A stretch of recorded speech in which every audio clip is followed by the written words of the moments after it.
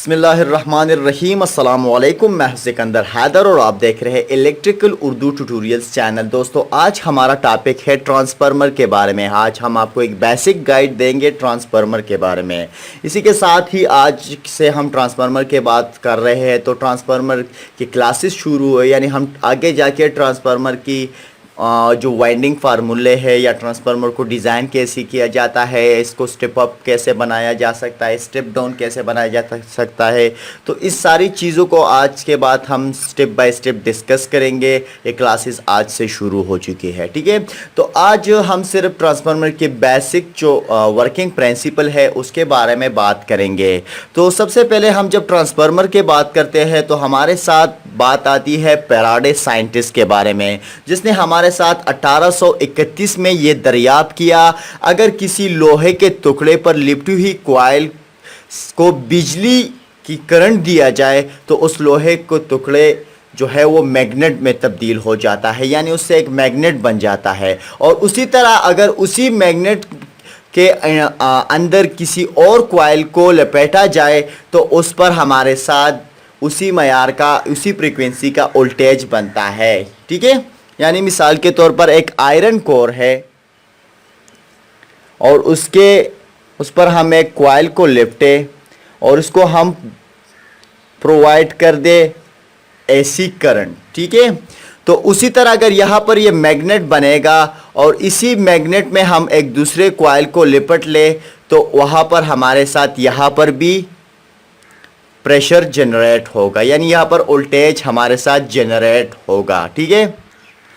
हम जब बात करते हैं ट्रांसफार्मर के बारे में, तो ट्रांसफार्मर एक ऐसा मशीन है जो बिल्कुल मुतहर्रिक ना हो, यानी ये बिल्कुल साकिन हो, और ये हमारे साथ कम दबाव को ज़्यादा दबाव में और ज़्यादा दबाव को कम दबाव में तब्दील कर सकता है। ये ने हमारे साथ कम प्रेशर को ज़्यादा प्रेशर में और ज़्यादा प्रेशर को कम प्रेशर में कन्वर्ट करने का एक मशीन है, ठीक है।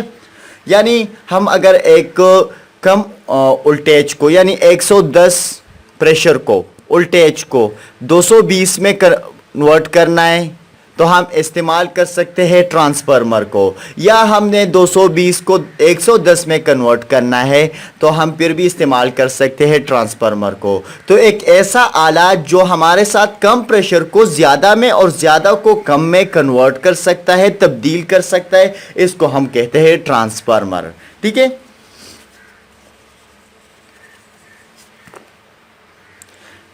ट्रांसफार्मर में हमारे साथ होता है आयरन कोर। आयरन कोर पर हमारे साथ होती है दो तरह के कॉइल, एक तरफ इस तरफ वाइंडिंग होती है, ठीक है, और एक तरफ इस तरफ वाइंडिंग होती है। यही एक ही तरफ हमारे साथ ये वो दोनों वाइंडिंग हो सकती है, लेकिन इसमें कोई भी बरकी राबिता होता नहीं है। ये वाइंडिंग भी अलग है और ये वाइंडिंग भी अलग है।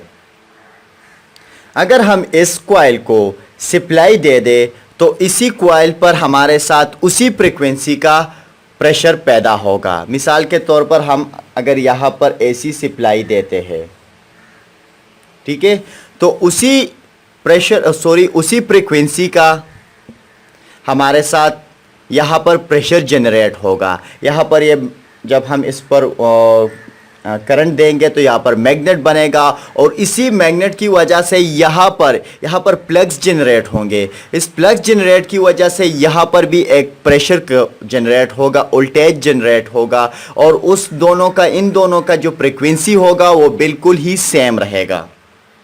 ट्रांसफार्मर हमारे साथ काम करते हैं म्यूचुअल इंडक्शन के उसूल पर, यानी अगर हम इस एक कॉइल को एसी सप्लाई देते हैं तो यहाँ पर हमारे साथ उसी फ्रीक्वेंसी के हिसाब से यहाँ पर ताकत और सिमत में तब्दील होने वाला magnetic lines of force generate होता है।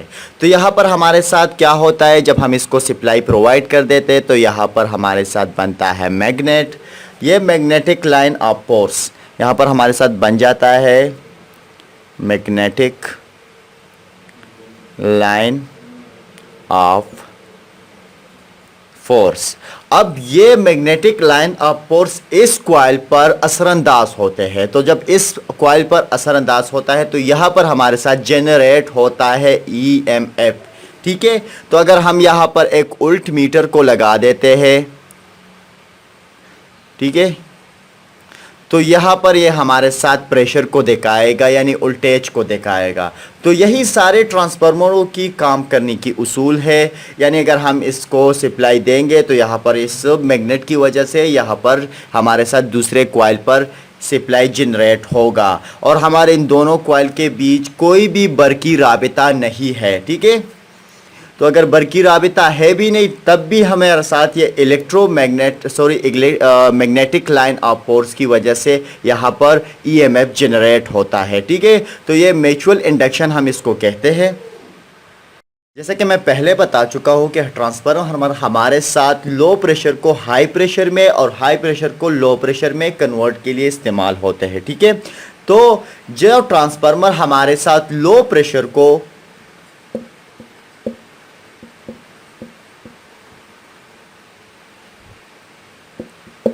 हाई में कन्वर्ट करता है उसको हम कहते हैं स्टेप ऑफ ट्रांसफार्मर, ठीक है। और जो ट्रांसफार्मर हमारे साथ हाई प्रेशर को लो प्रेशर में कन्वर्ट करती है उसको हम कहते हैं स्टेप डाउन ट्रांसफार्मर, ठीक है। तो हम ट्रांसफार्मर को स्टेप अप में भी डिजाइन कर सकते हैं, स्टेप डाउन में भी डिजाइन कर सकते हैं। जैसे कि मैं पहले भी बता चुका हूँ कि ट्रांसफार्मर में हमारे साथ होते हैं दो तरह के कॉइल्स, जिसमें एक इस तरफ होता है और एक इस तरफ। जिस कॉइल को हम सप्लाई प्रोवाइड करते हैं उसको हम कहते हैं प्राइमरी, यानी जिसको हम एसी सप्लाई प्रोवाइड करते हैं उस कॉइल को हम कहते हैं प्राइमरी।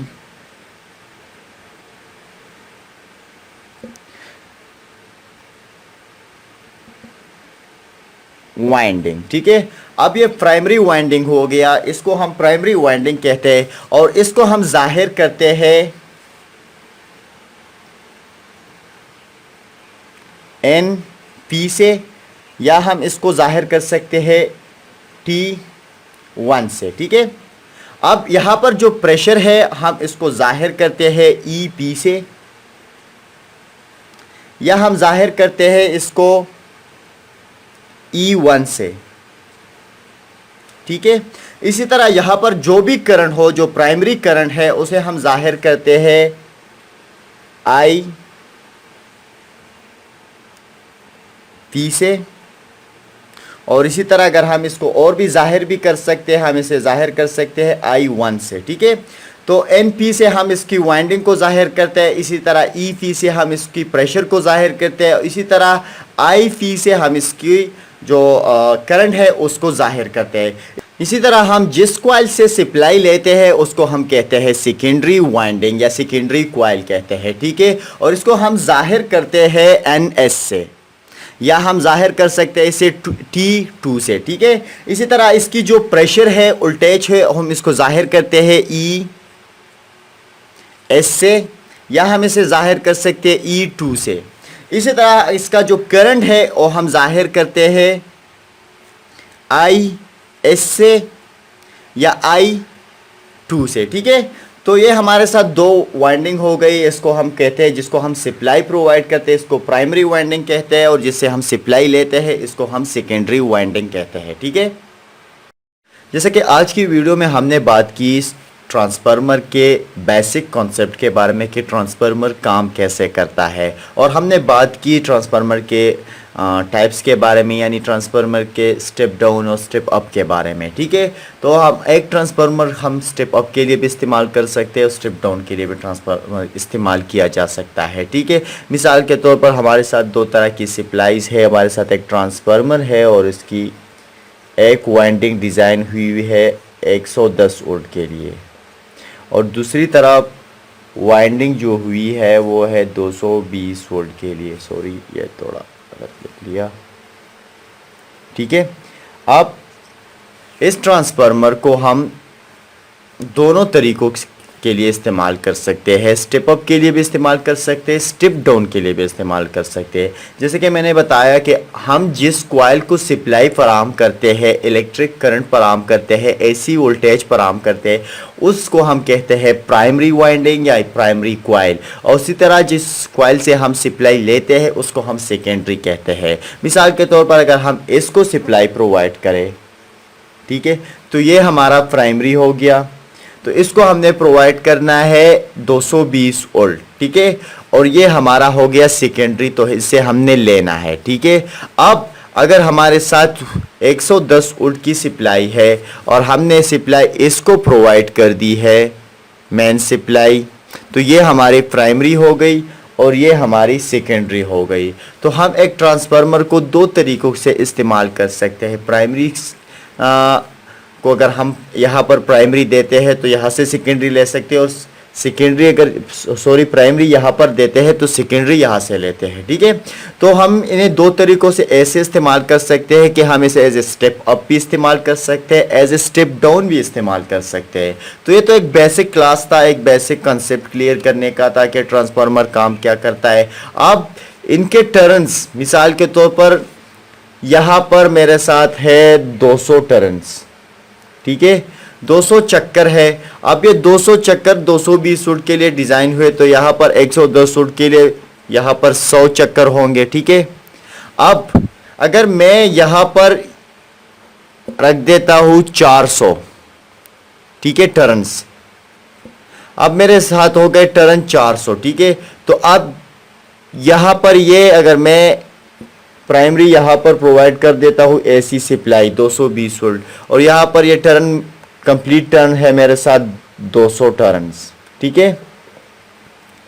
तो यहाँ पर मैंने ये मेरा प्राइमरी होगा, यहाँ पर मेरे टर्न इसके डबल है। तो अगर ये टर्न डबल है तो यहाँ पर जो मेरे साथ जनरेट होगा, जो सप्लाई डेवलप होगा, जो ईएमएफ डेवलप होगा, जो प्रेशर डेवलप होगा, वो होगा मेरे साथ 440 वोल्ट का, ठीक है, ठीक है। लेकिन यहां पर मैं आपको दोबारा भी यही बात समझाना चाहता हूं कि आप जिस मयार का फ्रीक्वेंसी यहां पर प्रोवाइड करोगे उसी मयार की फ्रीक्वेंसी आपको यहां पर मिलेगी।